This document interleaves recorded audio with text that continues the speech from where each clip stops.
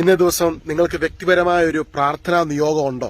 ഉണ്ടെങ്കിൽ ദൈവത്തിൽ ഉറച്ചു വിശ്വസിക്കുകയും ഇങ്ങനെയൊന്ന് പ്രഖ്യാപിക്കുകയും ചെയ്യാമോ?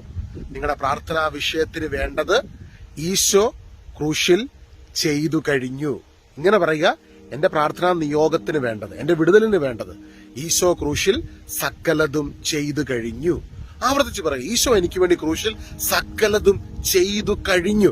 ഇത് വിശ്വാസത്തോടെ പ്രഖ്യാപിക്കും. നിങ്ങൾ ഏത് വിഷയത്തിന് വേണ്ടിയാണ് പ്രാർത്ഥിക്കുന്നതെങ്കിലും ഈശോ ആ വിഷയത്തിന് വേണ്ടി ക്രൂശിൽ സകലതും ചെയ്തു കഴിഞ്ഞു എന്ന് വിശ്വാസത്തോടെ ഡിക്ലെയർ ചെയ്യുമ്പോൾ ആ വിശ്വാസത്തിന്റെ ഉള്ളിലേക്ക് ദൈവത്തിന്റെ മഹത്വം, നിങ്ങളുടെ വിശ്വാസത്തിൽ പ്രഖ്യാപിക്കുമ്പോൾ ദൈവമഹത്വം നിങ്ങളുടെ വിഷയത്തിലേക്ക് കടന്നു വരികയും അത്ഭുതങ്ങൾ സംഭവിക്കുകയും ചെയ്യും. റോമ 8:32 നമ്മൾ കാണുന്നുണ്ട്, സ്വന്തം പുത്രനെ പോലും ഒഴിവാക്കാതെ നമുക്ക് എല്ലാവർക്കും വേണ്ടി അവനെ ഏൽപ്പിച്ചു തന്നവൻ അവനോടുകൂടെ സമസ്തവും ദാനമായി നൽകാതിരിക്കുമോ?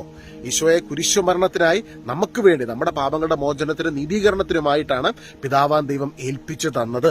അതുകൊണ്ടാണ് യേശു എനിക്ക് വേണ്ടി ക്രൂശിൽ സകലതും ചെയ്ത് കഴിഞ്ഞു എന്ന് വിശ്വസിക്കുകയും പ്രഖ്യാപിക്കുകയും ചെയ്യുമ്പോൾ അത്ഭുതങ്ങൾ നടന്നിരിക്കും എന്ന് വിശ്വസിക്കാം, പ്രഖ്യാപിക്കാം. കർത്താവെ, ഈ മക്കളോടൊപ്പം ഞാനും വിശ്വസിക്കുന്നു, പ്രാർത്ഥിക്കുന്നു, ഞങ്ങൾ ഐക്യമത്യപ്പെട്ട് പ്രാർത്ഥിക്കുന്നു, ഞങ്ങളിത് പ്രഖ്യാപിക്കുന്നു. യേശു ഞങ്ങൾക്ക് വേണ്ടി ക്രൂശിൽ സകലതും ചെയ്തു കഴിഞ്ഞു. അതിന് തുറന്ന് പറഞ്ഞ്, യേശു എനിക്ക് വേണ്ടി ക്രൂശിൽ സകലതും ചെയ്തു കഴിഞ്ഞു. ഈ പ്രാർത്ഥനാ നിയോഗത്തിന് വേണ്ടി, എന്റെ വ്യക്തിപരമായ വിഷയത്തിന് വേണ്ടി യേശു ക്രൂശിൽ സകലതും ചെയ്തു കഴിഞ്ഞു. God bless you abundantly.